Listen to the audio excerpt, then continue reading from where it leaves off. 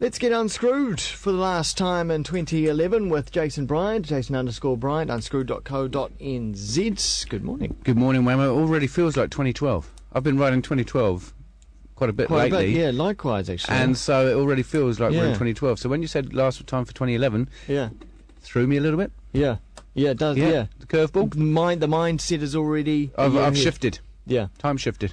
I'm in the future. You're in the future talking to us through hologram. Exactly. Into the past. Yep. Well, wow, that's pretty amazing. You look pretty lifelike. I know. Even if you touch me, you feel. Yeah, really. Wow. Yeah, kind of. Yeah. On the shoulder, obviously. Well, that's a pity you missed out on Christmas Day. No, I had a great one. Oh, did you? Yeah. Yeah, okay. What'd you do? Sunny in Auckland in my world. Yeah? Yeah. And how's New Year's? New Year's was perfect. Yeah. Is it? Yeah. Because the weather forecast is looking pretty bad for the top of the north. Yeah, but if you had it last week, you'd have been sweet. Oh, okay, right. Yeah. All right, like you did. Yeah. Yeah, man. From Tuesday onwards, this is just for Auckland, but sort of Northland as well. Rain, Wednesday rain, Thursday rain, Friday rain, Saturday rain, and Sunday the 1st of January, rain. Just to start the new year off as we left the old... Yeah. Rain. Yeah. We'll have a bit more rain, please. Yes, please. Look, I don't mind so much as long as January is, I don't mind as long as it rains at night. Okay, yeah. Sunny days. By the looks of this, not the case. No, that's raining all day. Yeah. But, I mean, that changes Auckland weather changes every hour. Yeah. We don't know what's going to happen on Christmas Day yet. We're so damn fascinated. Look, here we are talking about the weather. Yeah, I know, but are you English? It's exactly. It's such a Kiwi thing. No, it's an English thing. Is it an English thing? Do we inherit it? Yeah, well, that's where you all come from, mainly. Many of us do. Many, yeah. But the English talk about the weather incessantly. It's almost a shy, timid. Well, it must be about living on an island. Yeah, that, and also kind of most people got their heads buried, but it's also an icebreaker. Yeah, as well to lead into many other conversations. Tell me about something.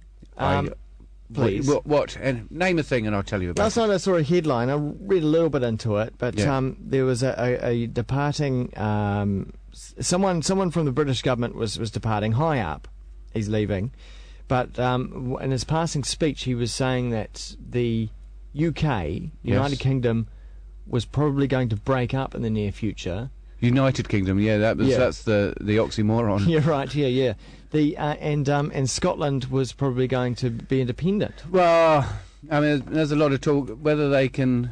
Obviously, Scotland's got to find another natural resource other than gas and a bit of oil, right? Otherwise, it can't sustain itself. No. But hell, wasn't this fought between William Wallace and... doesn't this go back hundreds of years? Yeah, but I mean, you've only got to look at Ireland and Wales and even the Cornish. If their tin industry had kept on and thrived, they would have been talking about separating from the rest of Britain as well, because they only border one other county. I think it's one of the few counties in Britain that only borders one other county. Because the Scots are always trying to fight the British, right, and get them out. Yeah. And then at some point that. But there's always this kind of internal politicking that goes on between Scotland and England. There's going to be a referendum for independence by 2016. Well, that doesn't surprise me, because they really elected the Scottish National Party, and as soon as you elect a national party, and it's pretty much widespread throughout the whole of Scotland, which is quite an odd saying, widespread throughout the whole of Scotland. Of course it is. It's widespread. Yeah. Statement there. Yes. It's like quite unique. Yeah, exactly. They elect the Scottish National Party, and one of the first things on their agenda is talking about independence. Right. And they've got their own parliament in Holyrood. Anyway, right? Yeah, and they've got a lot of different laws as well. It's illegal to be homeless in Scotland. Is it? Yeah. The government and the state has got to provide everybody with a house. Wow. And some accommodation and roof over their head. That's a good rule. Yeah, and also there's a lot of educational differences as well. So, but... when it happens, and I don't think anybody should hold their breath. Then the Queen won't be able to visit certain castles. Oh, What happens there? There'll always be room for her to move okay. around. Right. By the looks of her, the other day, she hardly looked like she was able to move between London and Scotland. Yeah.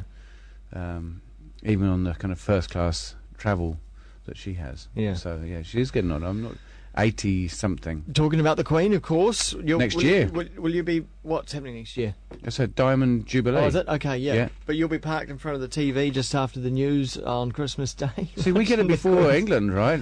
Yes. So we can tell everybody in England what she says. Yeah. So we're in the future. Or they can just look on the internet. No doubt. Possibly. Yeah. I'm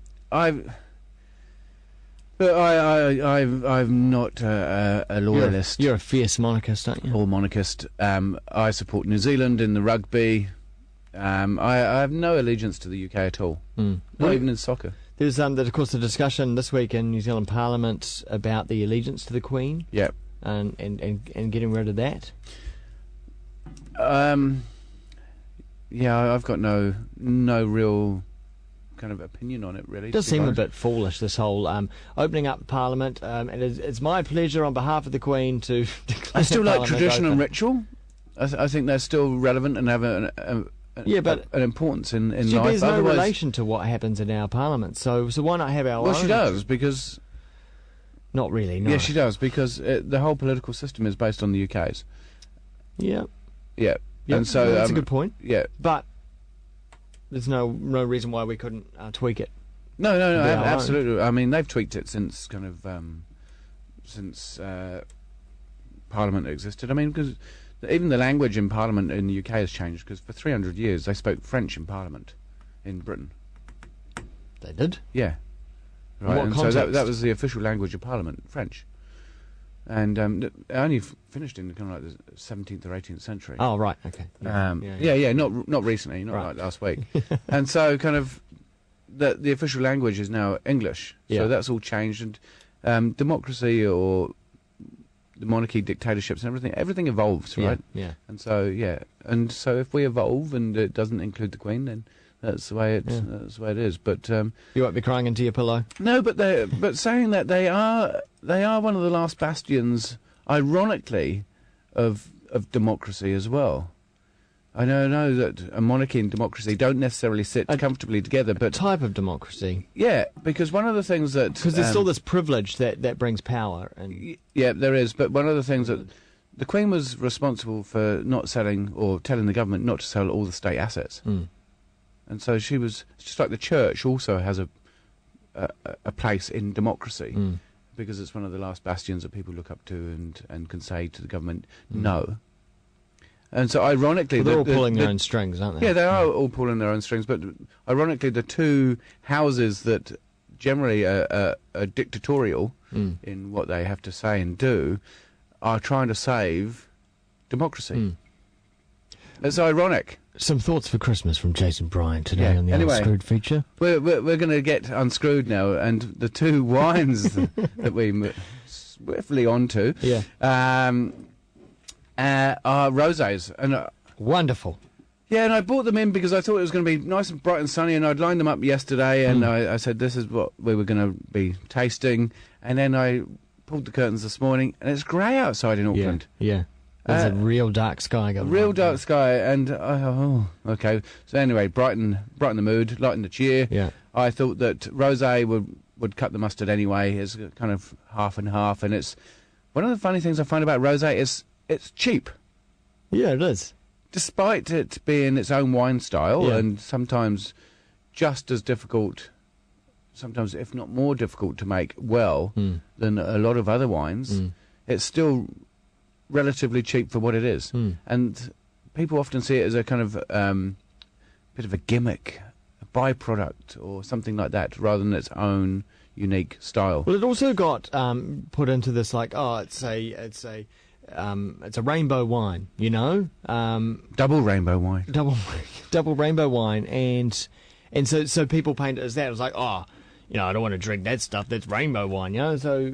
Well, and also there was a masculinity issue as well, that the boys and men weren't going to be drinking rosé, and it was really geared at women, or ironically the gay community as well. As well as it is okay and acceptable to drink rosé as a pure-blooded alpha male man. Mm. Yep. Mm. So I've got one from Hawke's Bay. Yeah. And one from Marlborough. Okay. One is definitely a Pinot, and the other one is the. If people on the radio can see this, which is quite strange. This is Hey Jude Rosé. Yeah, by Frizzell Wines. Right. Now it's Dick Frizzell. Yeah. 13.5% alcohol, and it's a very cool label and a nice cap as well. And you've gone for the cap, and the design on the cap's very cool. It's very bright in the glass, and I was kind of wondering whether it was Pinot. Or whether it was a Cabernet Franc, Merlot. So it's got a Pinot-esque strawberry, raspberry, a bit of plum, musky plum. Ripeness on the nose. Doesn't it? So, like, for me, it's either... I'd go more Merlot. Merlot with a bit of Cabernet Franc rather than Pinot. But it's very bright, it's very summery. If you chilled this down, you'd lose a bit of its character, which we over-chill our wines, obviously. But when we do get a proper summer, I'll probably be away in winter. One of the things I suggest to people, this is a top tip, that we always talk about wine at room temperature. Now, if your room temperature is 28 degrees... Your wine's going to be pretty hot, right? So stick it in the fridge, half an hour, chill it down, get it down to 18 to 20. Because on that hot summer's day outside, where you're probably going to most likely enjoy a rosé, you do want that chill on the outside of the glass. And same with Pinot Noir. Stick it in the fridge, get it down to 18, 20 degrees. But stick it in a bucket of water and ice outside. Or you can do that if you're outside and you haven't got a fridge. Yeah. Yep. But yeah, do that.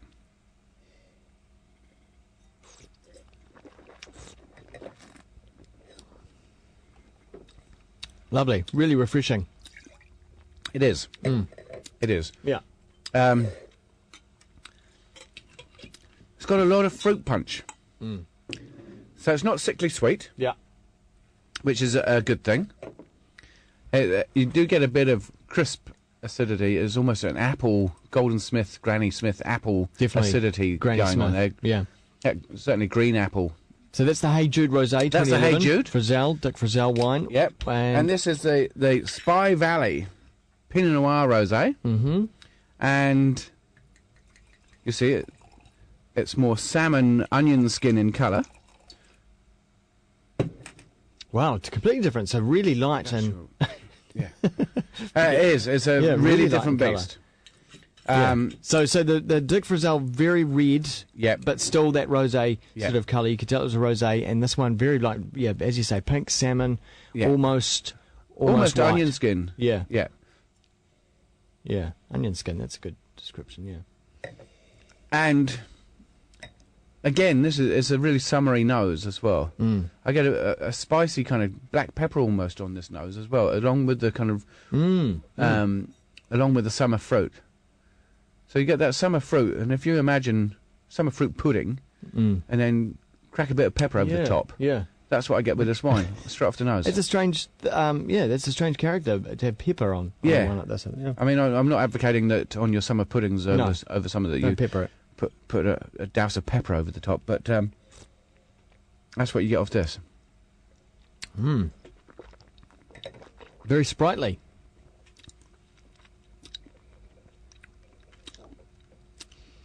It's actually got some good palate weight and depth.